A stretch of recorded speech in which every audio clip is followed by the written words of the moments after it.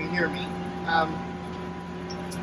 Out here cutting just some grass. So this field we've cut in the past, but it's just straight grass. There's no alfalfa. There's no anything ever been planted on it. I don't think ever. I don't know that.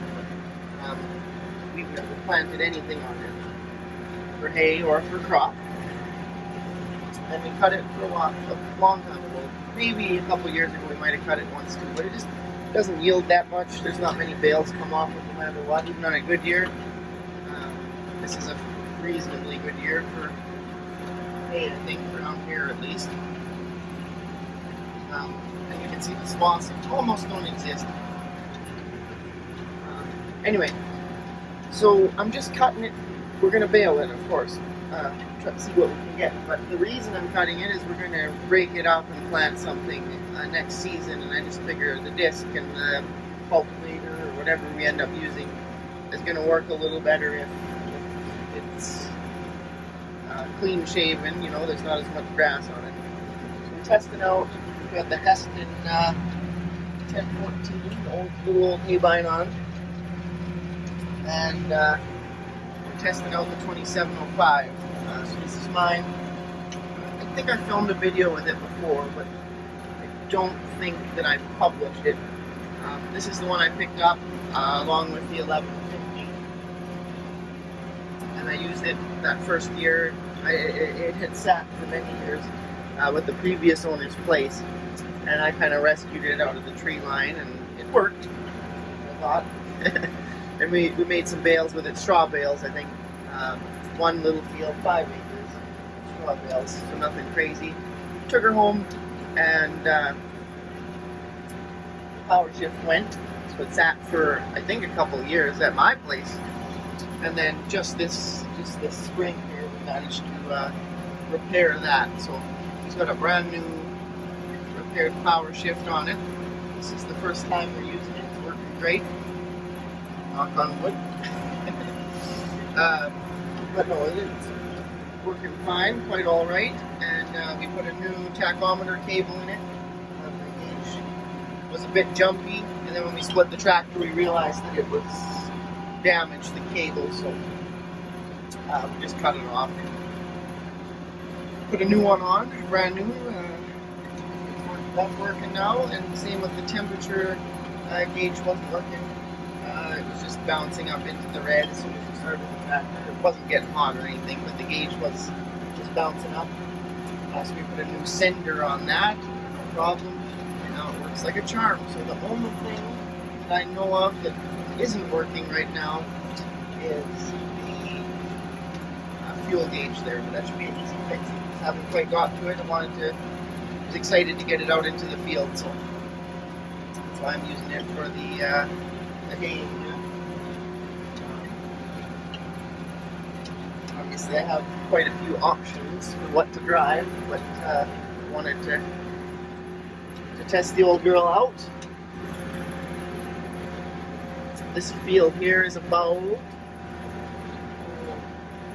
don't know off the top of my head, I think it's just about 20 acres. And like I said, it's just wild grass. Very, very low yielding field as far as product goes, but what else? Put a new Bluetooth stereo in here. It works great. It's rocking out with some tunes a minute ago. I turned it off so I could talk for a minute here and film. But that's really nice. It's a good, comfortable tractor, obviously. It's the newest one that I've got. Of my own, so nice to have a few more creature comforts. I mean, the cab's quite a bit quieter than the other ones. The 1135 actually has a really nice, it's really quiet for whatever reason, especially it's got a straight pipe with no muffler, but it's really quiet when you're inside at least. This is just a little bit quieter, I think, and then with that stereo and the good cab fan and everything, it's just a nice machine to drive.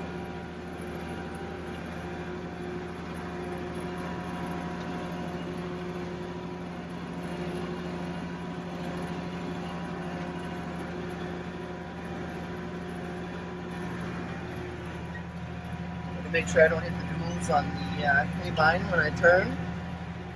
Try not to miss any grass.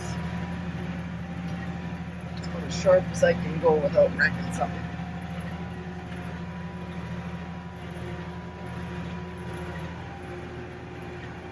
This field is really rough. Lots and lots of molehills. When you rip it up, that should help. Or I guess it will help for sure. We're going to disc it. And right now it's really rough. The duals are nice. They make it a lot smoother ride for me right now, but it still is rough. It's hard on the equipment, especially the hay vine. You can see it's bouncing around. I'm not sure if the video does it justice, but I guess you can see the marks on the ground where the hay vine was bouncing. It's just like that constantly. So I'm not hitting molehills, like the knife isn't scraping or anything. I'm not wrecking anything too bad, but it's definitely hard on it to hit all this rough ground. In the first round last night, left the tractor in the field. This evening, it's about 6:30, I think, p.m. Just decided I'd come back and get as much done as I can. Most spots put out a pretty good swath.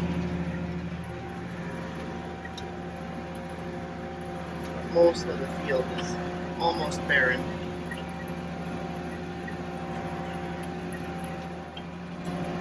The other thing we did when we were working on it is we updated the powershift shifter. I'm going to put a cap kit in it. Haven't got around to that yet. So when I got the tractor and when I used it last, it had the old H pattern shift on it. So we managed to get the new updated L pattern and a sticker from Massey Ferguson. So that was nice. Now it's updated. I thought it was kind of cool that the plate was real, like new old stock. Had a Massey Ferguson part number decal on it, like the old. I have a few new old stock parts that I collect, and it had the same kind of part number sticker as those. The decal was newer. It's just an egg go bag. So you can really see if you compare. It doesn't come through super great on the camera, I guess, but how much different the wood looks on the new one versus the sun-painted old one.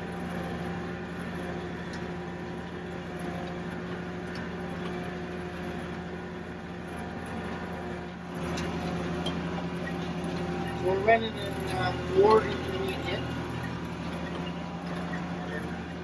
It's always good to run these 24 speeds in intermediate. Really all the time, but especially doing field work.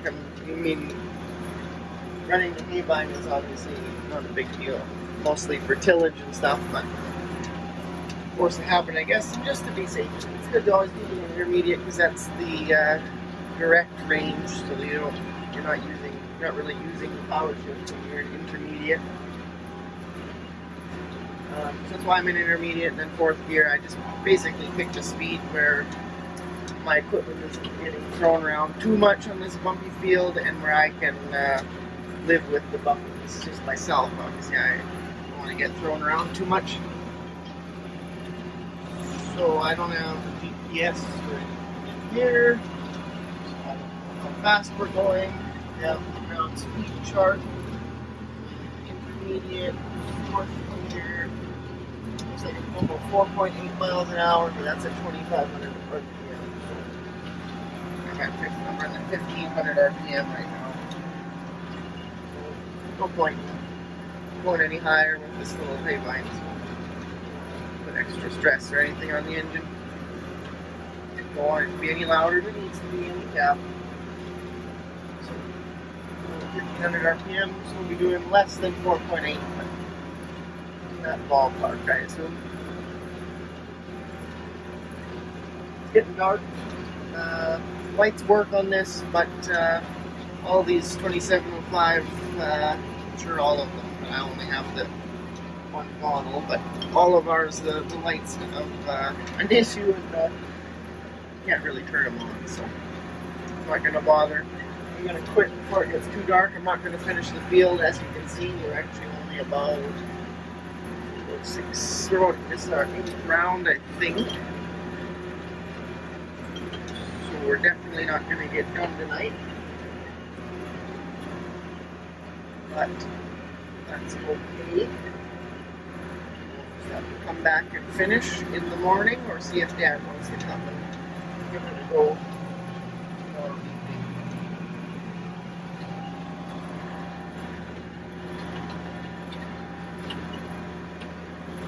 I'm going to maybe do one more round before I call it quits.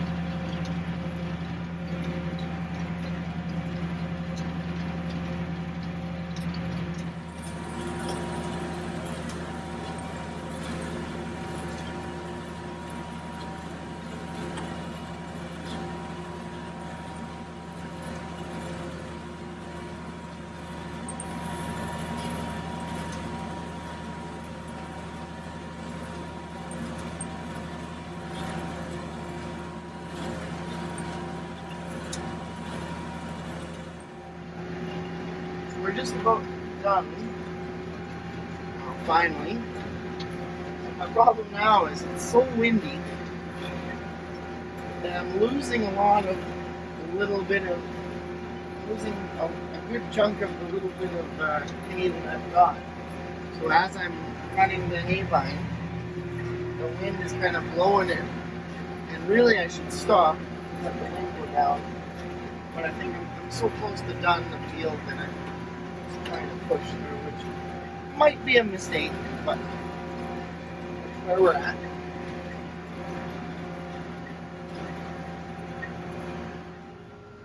So now, we've got probably 3 or 4 rounds left. and my knife has stopped. I cannot for the life of me think of why. I haven't got out the tractor yet, so it might be an easy fix. But I just heard the belts start kind of slipping and it wasn't cutting, so obviously the grass is not thick.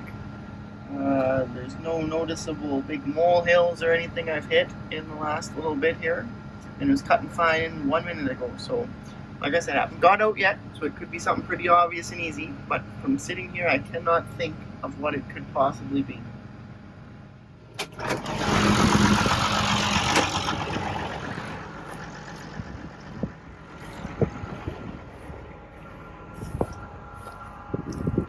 So the knife doesn't look messed up or particularly plugged.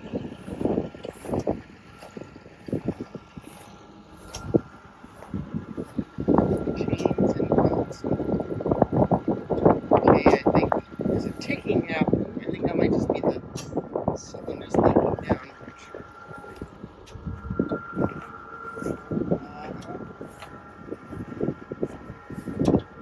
Motors don't look plugged.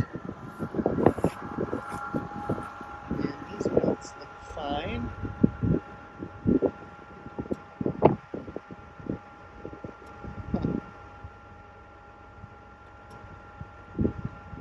I'm going to stop filming for a minute and try to find the problem. But even standing out here, there's nothing particularly obvious to me what could be causing this trouble. So there is a piece, let's see, there's a piece missing on the coating there. That's always like that. Okay, I'll check it out and I'll give you an update once it's fixed. So I went ahead and I cleaned the knife off.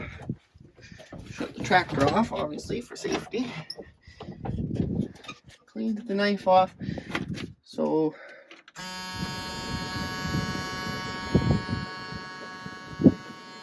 my clutch sense is gone, so I'm gonna feel around until I find it. Moment of truth. It's still no good, and I cleaned the knife and I inspected everything else, so I really don't know what's wrong. I'm gonna have to call in the expert. Moving again. So we are. I still don't really understand what's wrong with it. I cleaned the knife. It wouldn't go with the tractor. Called Dad out. He took a look. He couldn't find an obvious fault either, but he just turned it once by hand and then it started working. So must have just been plugged up a little bit with the grass. But anyway, we're moving again now, so I'm just gonna finish up and then we can go home.